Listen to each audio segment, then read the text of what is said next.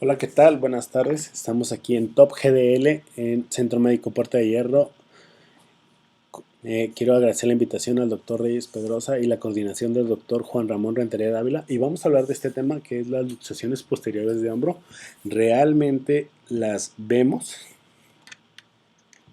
Antes de iniciar hay que empezar con un poco de lo básico y vamos a definir una luxación como la pérdida de contacto completa y permanente entre las superficies articulares, y esto va a provocar una actitud viciosa e irreductible del miembro superior y por lo tanto requiere de una reducción y es una urgencia ortopédica, requiere una atención médica inmediata. Fue en el año 1868 este cirujano vascular, Sir Astley Cooper, quien realizó la primera mención bibliográfica de una luxación posterior de hombro. El tratamiento que él proponía en ese entonces era la cauterización in vivo. Esto como meta provocar una fibrosis que estabilizara la articulación del hombro. Para poder hablar de la inestabilidad y de la luxación posterior de hombro, tenemos que hablar principalmente de la anatomía del hombro. Y como sabemos, pues el hombro es la más inestable del cuerpo y a pesar de esto tiene el mayor rango de movimiento de todas las articulaciones. Su estabilidad es por mecanismos activos y pasivos. Los mecanismos activos, como ya habíamos mencionado en sesiones previas, son el mango rotador y la porción larga del bíceps. Y los pasivos, que interfieren en la fosa glenoidea, el labrum, la forma de la fosa y el tamaño, también la adhesión y la cohesión articular, la cápsula articular y los ligamentos glenomerales, los cuales podemos observar aquí principalmente el ligamento glenomeral inferior y con la banda posterior.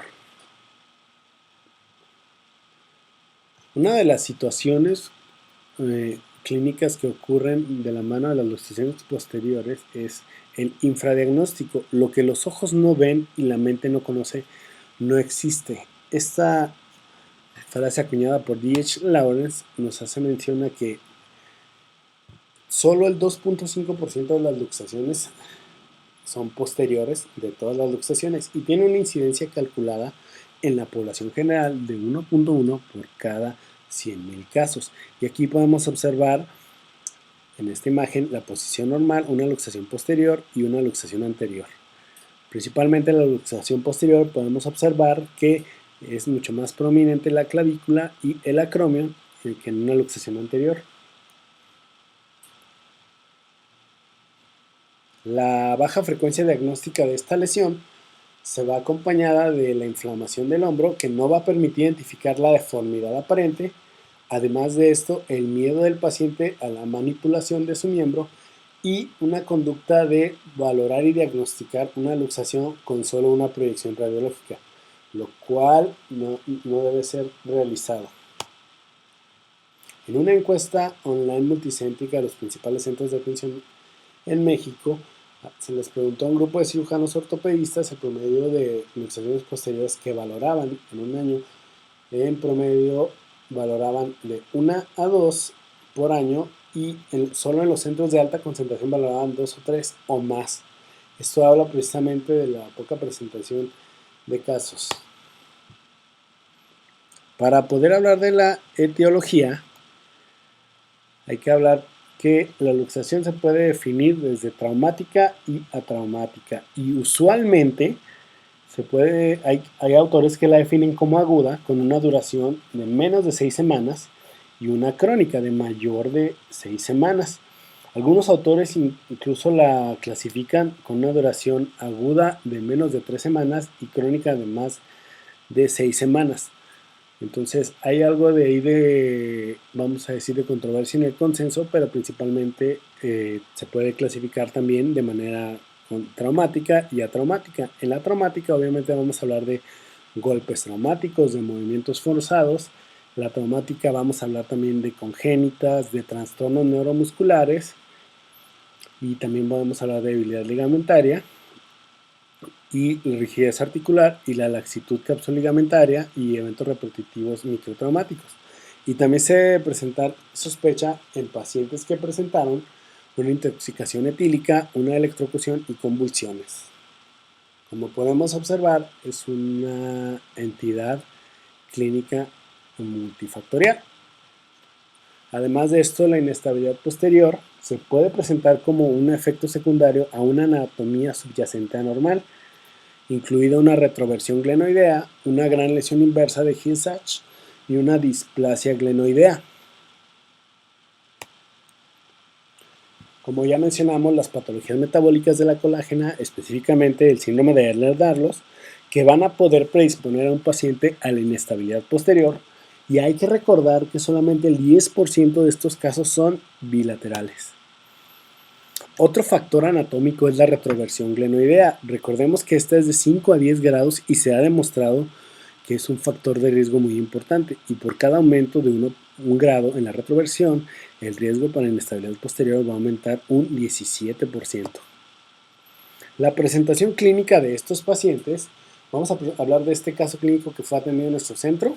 Podemos ver que tiene todas las características clínicas clásicas de las presentaciones. Es una paciente femenina de 80 años de edad con único antecedente metabólico de hipertensión arterial de 1 año de evolución y 15 días de evolución, una caída que refiere ella secundaria a un síncope y que fue atendida por un facultativo, quien realizó una reducción cerrada bajo sedación y se inmovilizó y presentó una cita subsecuente en 15 días para revaloración, en la cual continuaba luxada, y fue el motivo por el cual fue referido a nuestro centro de atención médica.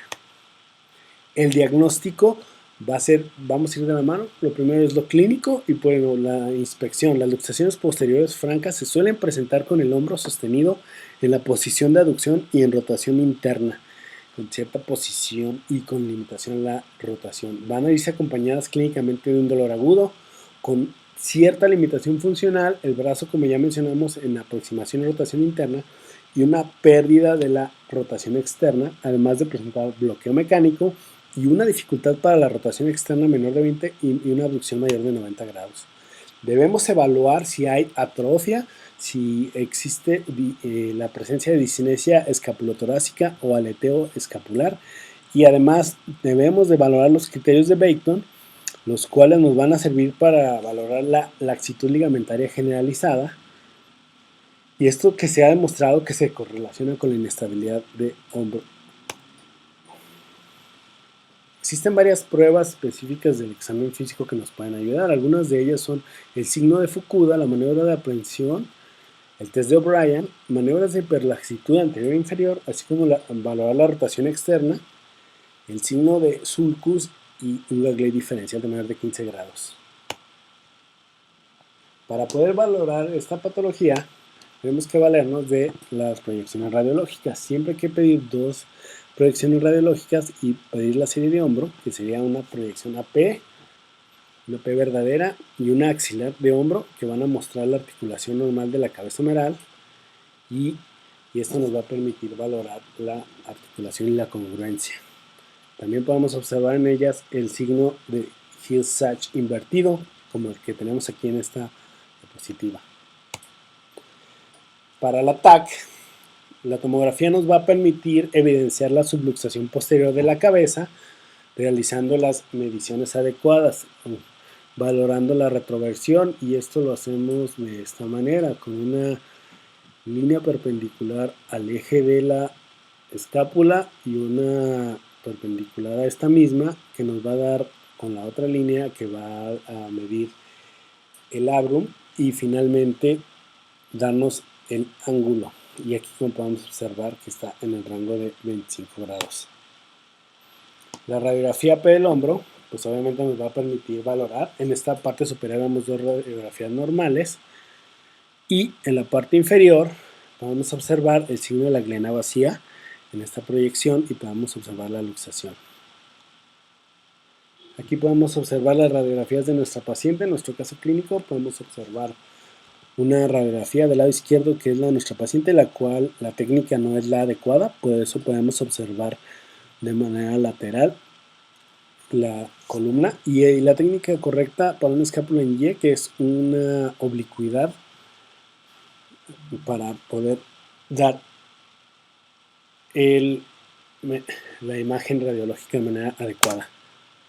Y aquí la AP, donde podemos observar, esta es la radiografía de nuestro paciente. Estos son los cortes principales de la tomografía y podemos observar aquí que nosotros realizamos la medición y podemos observar que el ángulo está de manera normal y da solamente a 5 grados esta medición.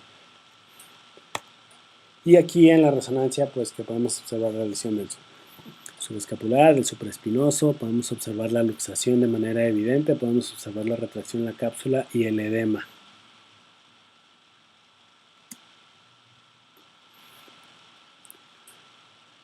Vamos a hablar de las lesiones asociadas y las posibles complicaciones.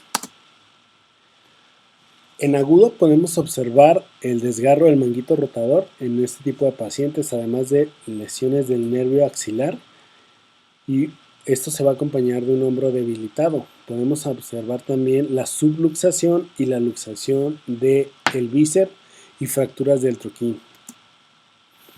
Las lesiones crónicas que acompañan a la luxación posterior van a ser lesiones del nervio supraescapular, el cual por un mecanismo de traumatismo continuo o movimiento va a ser afectado y producir una neuropraxia. También podemos observar una artrosis glenohumeral, así como lesiones del Hill-Sachs y banca reverso. También se va a asociar a fracturas, incluso fracturas de la diáfisis, así como fracturas del labrum y lesiones de banca y de Hill-Sachs.